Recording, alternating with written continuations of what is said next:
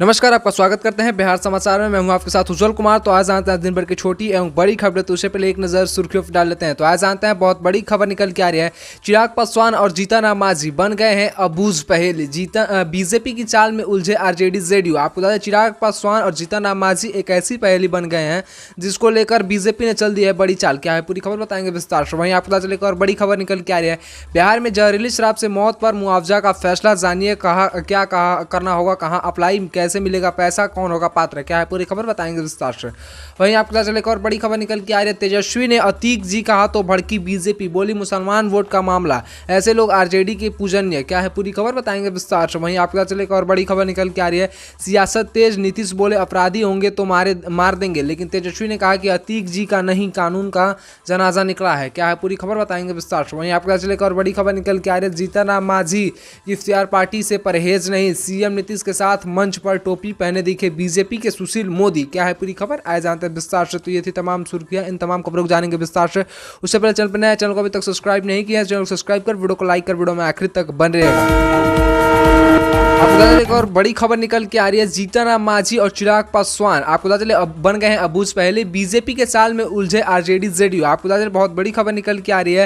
राजनीति में चिराग पासवान और जीतन राम मांझी इन दिनों अबूझ पहेली बन गए हैं। मांझी महागठबंधन में है पर मिल रहे हैं अमित शाह से। ऐसे में चिराग पासवान राबड़ी आवास इफ्तियार पार्टी में शामिल होते हैं, लेकिन नीतीश को घेरते हुए नजर आते हैं, नीतीश कुमार पर हमला बोलते हुए नजर आते हैं। तो क्या है पूरी खबर बताएंगे विस्तार से।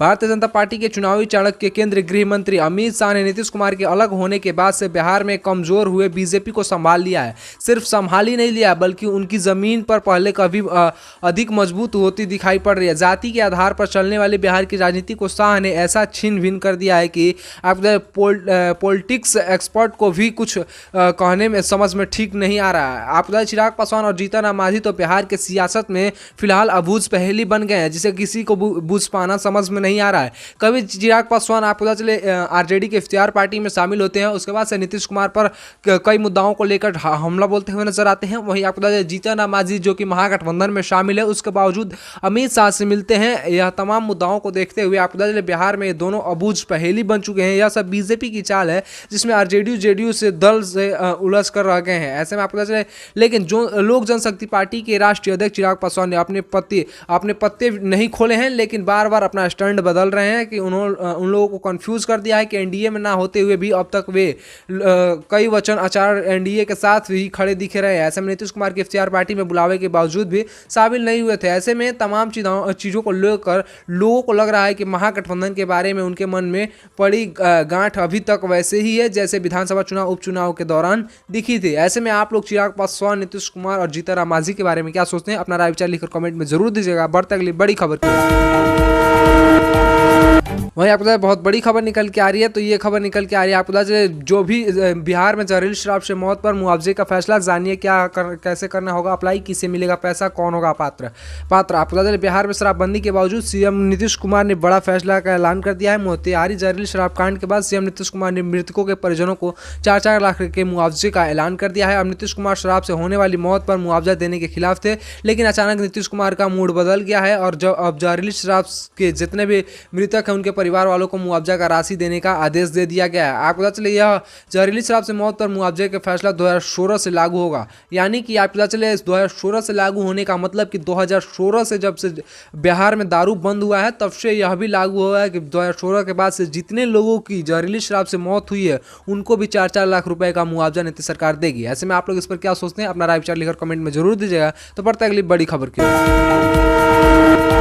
वहीं आपको बता दें बहुत बड़ी खबर निकल के आ रही है। तेजस्वी ने अतीक जी कहा तो भड़की बीजेपी, बोली मुसलमान वोट का मामला, ऐसे लोग आरजेडी के पूजनीय। यूपी के प्रयागराज में माफिया अतीक अहमद और अशरफ की हत्या पर यूपी से बिहार तक सियासत जारी है। वहीं इस मामले पर बिहार के डिप्टी सीएम तेजस्वी यादव ने जो बयान दिया उस पर बीजेपी हमलावर हो गई। दरअसल तेजस्वी ने कहा कि जो लोग अपराधी हैं उनसे हम लोगों की कोई सहानुभूति नहीं है, लेकिन देश में अपराध का खात्मा होना चाहिए तो उसके लिए कानून और संविधान है, कोर्ट है। हम इस देश में देखा है कि प्रधानमंत्री के हत्यारों का भी ट्रायल हुआ और सजा मिली है। ऐसे में यूपी में जो हुआ अतीक जी का जनाजा नहीं है बल्कि कानून का जनाजा निकला है। ऐसे में तेजस्वी के बयान पर माफिया अतीक को अतीक जी कहकर संबोधित किए जाने के बाद से बीजेपी उन पर एक बार फिर हमला बोलती हुई नजर आ रही है। ऐसे में आप लोग चिराग पासवान और बीजेपी को लेकर क्या सोचते हैं, अपना राय विचार लिखकर कमेंट में जरूर दीजिएगा। तो बढ़ता अगली बड़ी खबर की ओर।